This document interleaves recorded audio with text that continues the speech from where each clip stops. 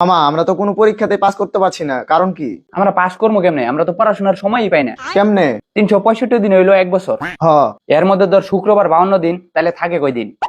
313 দিন। শীতকালীন, গ্রীষ্মকালীন, বর্ষাকালীন ছুটি ধর 50 দিন, তাহলে থাকে কয় দিন?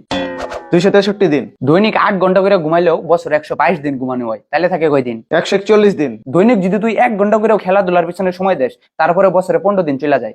বাকি থাকলো 126 দিন। দৈনিক 2 ঘন্টা করে যদি খাওয়া দাওয়া কুশলের পিছনে ব্যয় করি, তারপরে বছরে 30 দিন চলে যায়। বাকি থাকলো আর 96 দিন। দৈনিক লিস্ট তো 1 ঘন্টা করে আমাদের কথাবার্তার পিছনেই খরচ হয়। তার মানে আবার 15 দিন, তাইলে থাকে 81 দিন। এর মধ্যে আমরা পরীক্ষা দিই 35 দিন, তাহলে থাকে কয় দিন?